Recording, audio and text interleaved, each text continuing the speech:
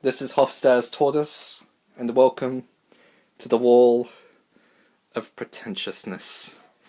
This is my non-fiction bookshelf. I have a fiction bookshelf over here that's absolutely filled to the brim with Goosebumps books, but we're going to be focusing on this absolute nightmare. Let's start right at the top. I'm going to be going through different books, what I think of them, little reviews, and just general rambling. I love Anthony Beevor. I think he is an amazing war historian. He is excellent for anybody that's into popular style of books that wants to get into it, get into World War II. He is absolutely fantastic. I really recommend... Oh, shit! The video was... quality is going to be crap, so I'm using my tablet. I highly recommend D-Day. It was an absolute fantastic read. I have a book in the Peloponnesian War, but I really do have to read that because I think that's interesting. And it's actually quite well written. But I guess that's the translation, so... Okay, Tim Clayton, Waterloo. This is shit. If you want to learn about Waterloo, don't get this fucking book. It's absolutely horrible. It's pretty decent at the start when it's going through the order of battle, but when it gets into the narrative of Waterloo, it makes absolutely no fucking sense because you have no idea what's happening in the other parts of the battlefield. It's just a popular historical narrative book. And I found it really, really disappointing. It gave me very little in regards to my research for the Battle of Waterloo. Next down here we have the beginning of Hell. I went through a period when I was doing my Diploma of Laboratory Technology in TAFE, where I would go into the readings bookstore and pick out one of these Penguin Classics books. I have a lot of them. And it was just essentially at random. If you look at these titles, I pretty much have everything. Everything horrific. I have Plutarch to Kant to David Hume, a treatise of human nature, and holy shit, don't read that. That will make you cry for hours on end. I do speak a bit of Russian. I started learning that in when I was doing my first year of my bachelor's. And I do speak Russian pretty well, but can't really listen. I pretty much did, fucking words. I do actually have a lot of Tolstoy books. You can probably see that I have a few Russian stuff in here. I have Tolstoy, Gogol, Dostoevsky, what have you. I really have to get reading The Decline and Fall of the Roman Empire, because who doesn't love this shit? I mean, this is considered, by Edward Gibbon, this is the pinnacle of historical research. It's considered the god book of everything I want to know about Decline and Fall, because this is the abridged version. This cost me about, what, $30? And, oh, I really should get to work on that. Next down here we have, for some reason I have Sigmund Freud. I don't know why. Brian Greene's a faggot, let's get that out of the way. Basically, The Fabric of the Cosmos is a popular physics book, and I do love popular science books, but this shit is so condescending that will go from Bart Simpson references to complicated mathematical equations. It does not know what it wants to be, and it's so depressing. I have your typical paranoid George Orwell 1984, because we just love going full on Brita from Community. Lolita, The Pedo Book, Clockwork Orange. I tried learning Arabic for a while, but Arabic's a stupid language. It's horrible. And at least, again, in Anthony Beevor and Masters of the Battlefield. Now, this book is pretty cool. What the fuck? Okay, basically this book is descriptions of battles from different periods in history. The first one is about Epimenides. I can't really read it because I'm looking at the camera. Let's see, who else have we got? There we go. List of generals. Yeah, it's basically just all about large battles that they participated in and what happened in them to show off the general's leadership. I haven't read that fully yet because it's pretty hard to go from one topic to another like that for me. On to the next part, we have In the Shadow of the Sword by Tom Holland. I really want to read this, but I keep seeing that's Islamophobic. I mean, I'm Australian, so naturally that should just throw right out at me because we don't like the Muslims, because we're a charming group of people. This camera is shit. I really should have recorded it during the day.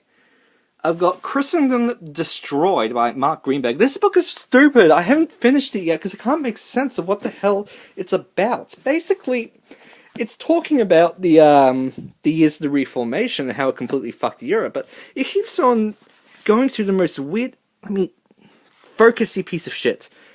It keeps on going through the most random topics in the period of that time, from noble pursuits, treasure, urban rural worlds, replenishment, population statistics. I think it's trying to give an idea of what was actually happening at the time, but it doesn't really make any sense because the topics it jumps from are so completely random. The History of Africa is actually a really good book, but we all know for a good narrative and a popular history book regarding Africa, it's basically just war, rebel, white people come in, set up a government, fuck off out of there, leave a power vacuum, rinse and repeat over and over again. I have Freud Reader and Music Instinct and the most pretentious, pointless shit that I probably will never read right there. Now, Devils, Drugs and Doctors. This one looks really, really cool. I got this from an old bookshop near at my uni. But this is very old. Basically, it's all about medicine from God knows how long ago. And it looks so cool. I really want to read this one. Story of Anesthesia. Maybe I should read that. I'll put that on my bedside table. Oh, I love this book. This is a biography of Jerusalem, a history of Jerusalem, and it is amazing. The way he goes through the history of Jerusalem is absolutely astounding. I've never seen anything like it. Quantum story, boring as fuck. We've just gone through everything, haven't we? Now, this one, The German Genius, is a book all about German intellectualism. And that kind of makes me look like a neo-Nazi. It's pretty bad. We got going into some old stuff here. I got 4 books from that place, from the older place: Civil War, History of Rome, History of Byzantium, St. Petersburg. Iron Kingdom is fun, and that one's by Christopher Clark, but it can be a bit dry at times. The Hammer and the Cross. That one is a popular history book about the Vikings. I think that was pretty interesting. And we have a couple of Richard Dawkins' book, one on ancient Egypt, and one on the history of Russia, which I should get to reading. I think I have another history of Russia book around here somewhere.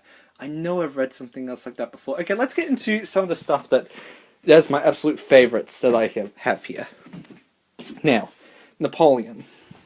These 2 books are done by the same author, Philip Dwyer, and it's all about Napoleon, obviously, a biography. The first one is from his birth to when he got into the position of the first consul, and this one is from first consul till he was caught on the sea after the Battle of Waterloo.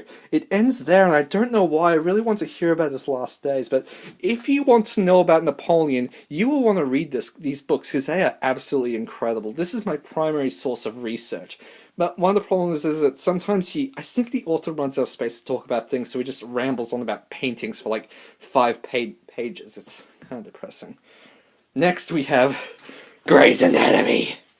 This monster I got for $40. As soon as I saw it, I had to get it. For some reason, it's gilded in silver, and it's the entire original Grey's Anatomy book. And honestly, this is the king of my wall of pretentious. I have not read this. I barely opened it. It's just there because I absolutely love it. And this book. This is actually probably even more pretentious. My boyfriend got this for me. I don't even know what it's about. I think it's about, some pretentious shit. Joe got me this literally because it looked pretentious, and I'm all up in that shit. It's pretty great. You know you have a good boyfriend when he sees a book and think, my faggot boyfriend would love this. He loves being a giant nerd. Gul Eshabak. What the fuck do I think of this thing? This is where my name comes from. This is where it comes from. Hofstadter's Tortoise. This book is strange. Basically, it's all about computers. How the mind works. This camera is so shit. Oh my god. Focus! Oh god. Basically, my name comes from this book. There is a character... Between every chapter, there is dialogues between some characters, like Achilles and the tortoise. Now, the tortoise is basically this mind-fucked character. he loves to talk to Achilles and completely screw with his head.